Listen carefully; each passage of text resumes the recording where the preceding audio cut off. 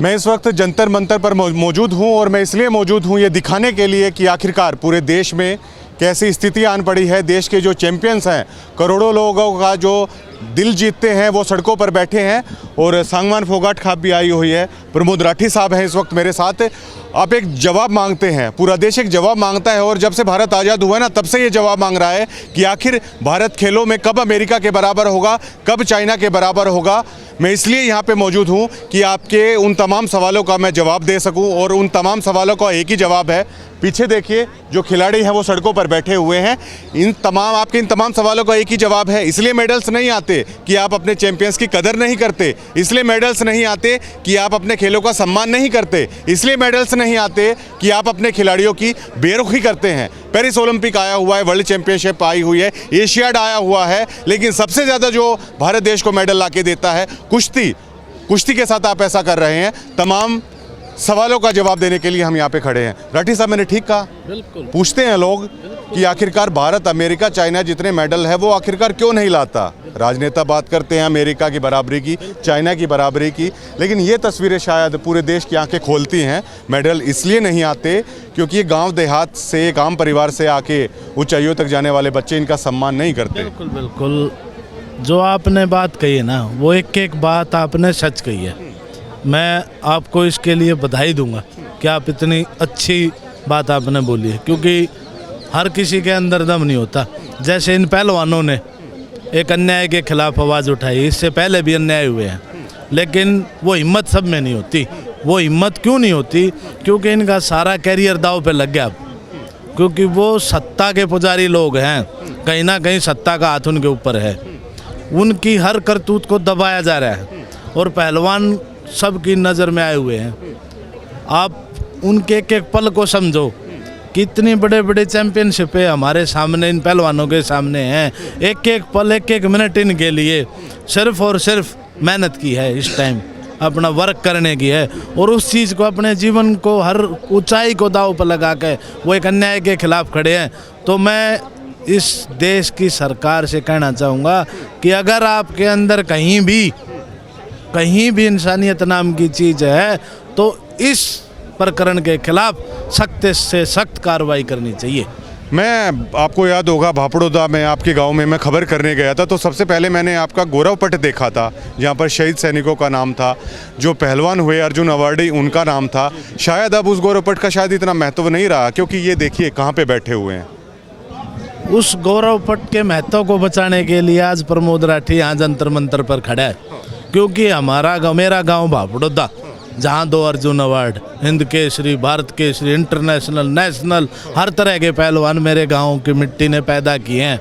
उन्होंने दिन रात मिट्टी के साथ, लोहे के साथ लड़ाई लड़के उस मुकाम को हासिल किया है, और ये वही बच्चे हैं जो दिन रात लोहे के साथ लोहा होकर और अपने परिवार को छोड़ के और हमारे देश के नाम के लिए दिन रात मेहनत करते हैं। दुख होता है। एक तरफ ये कहते हैं कि गौरव पट पे आपके चैंपियंस का नाम है, दूसरी तरफ गौरव पट पे जिनका नाम होता है ना, देखिए उसी खेल के वही लोग हैं, वो सड़कों पर हैं। कितना दुख होता है।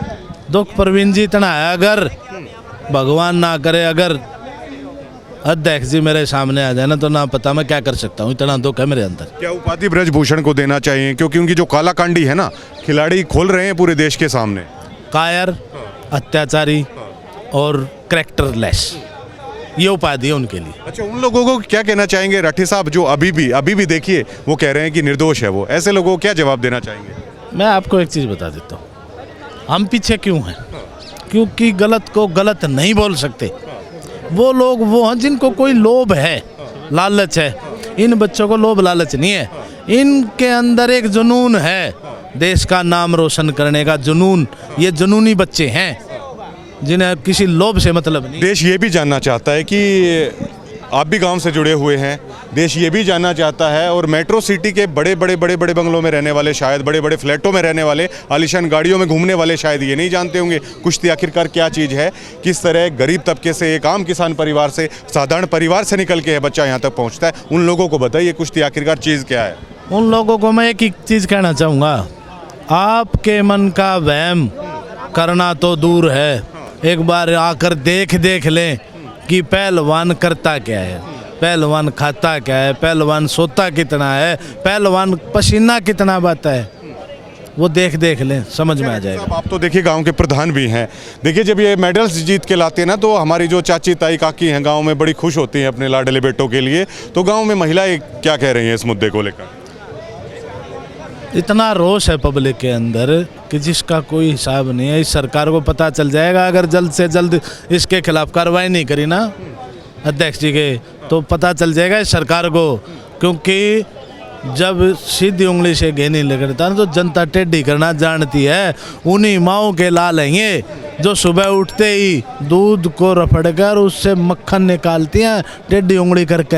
हर रोज का काम उन माताओं का, और उसी घी से ये पहलवान बना रखे हैं। बतौर कुश्ती प्रेमी कितने दुखी हुए जब पता चला आपको? अब मैं आपको एक चीज़ बता देता हूँ। 23 जनवरी को मैं एक दंगल कराने जा रहा हूँ, लेकिन अब मन नहीं कर रहा, क्योंकि यहाँ पहलवान हमारे यहाँ बैठे हैं, स्थिति फंस के खड़ी होगी। ये लड़ाई पहले, ये जरूरी भी है। उसको प्रमोट नहीं करते तो कहीं ना कहीं पहलवानों का मन टूटेगा। यहाँ समय नहीं देते तो आज इन पहलवानों को हमारी ज़रूरत है। कहीं ना कहीं ये सोचेंगे कि भाई आज हमारे भाई, हमारा समाज हमारे पास नहीं है, हम असमंजस में फंसे हुए हैं, और दुख की घड़ी तो बहुत बड़ी है। अगर इससे बड़े बुरे दिन मैं अपने जीवन में देख नहीं पाऊंगा जो ये बीतने लग रहे। बिल्कुल, ये प्रमोद राठी थे। राठी साहब के साथ भी तमाम लोग मौजूद हैं। भाई साहब, हर आदमी, देखिए पता है हरियाणा के तो हर आदमी को कि लंगोटी बांधना, थोड़ी कसरत वगैरह अखाड़े में जाके करना, मतलब यूं कहें कि कोई छिद्दा ही घर होगा प्रदेश में जो नहीं जुड़ा होता इस खेल से। आज ये जो नज़ारा देखने को मिल रहा है, उससे व्यक्तिगत तौर पर क्या महसूस है आप लोग कर रहे हैं? देखिए प्रवीण जी, इस स्टेज पे जो पहलवान बैठे ना, इनका अगर आप हिस्ट्री देखोगे तो इसमें ऐसे ऐसे बच्चे हैं जो जिन्होंने देश का नाम किया है, मेडल लेके आए हैं, इतनी बड़ी अचीवमेंट देश को दी है। उनके पीछे अगर आप हिस्ट्री उनकी देखोगे तो उन्होंने अपने ज़मीन तक बेच के वो इस काबिल बने हैं। उनके माँ बाप ने कितना बड़ा त्याग किया होगा, उन बच्चों ने कितना त्याग किया होगा। अगर वो अपना कैरियर दाव पे लगा के यहाँ बैठे हैं तो बहुत बड़ी चीज़ें हैं वो। इन पे वास्तव में बहुत इनके साथ अन्याय हो रहा है, और ये न्याय और अन्याय की कुश्ती है, इसमें न्याय जीतेगा बिल्कुल। लोगों के सपोर्ट की इन्हें ज़रूरत है, क्योंकि लड़ाई लंबी चल जाती है। उस सरकार में तो हमने अक्सर देखा है कि धरने प्रदर्शन चलते रहते हैं, लंबी लड़ाई चलती रहती है।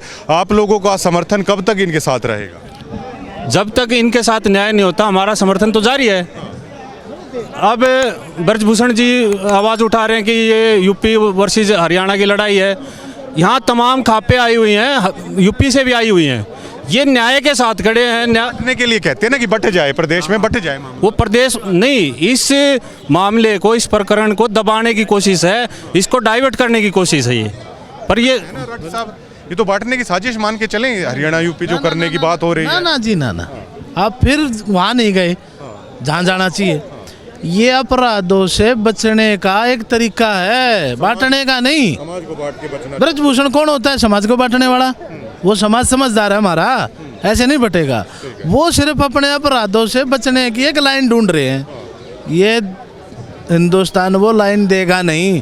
ब्रजभूषण का घमंड टूटेगा और ये पहलवान जीतेंगे। और रही बात हमारे साथ की, दूध, घी, दही और हमारा खून, ये पहलवान थे, इतने हमारे में है ना, इतना है भाई इनकी गल है। जो हमारा बताओ, बस धन्यवाद। समर्थन कब तक जारी रहेगा? जब तक इन पहलवानों को न्याय नहीं मिलता तब तक समर्थन हम जारी रखेंगे।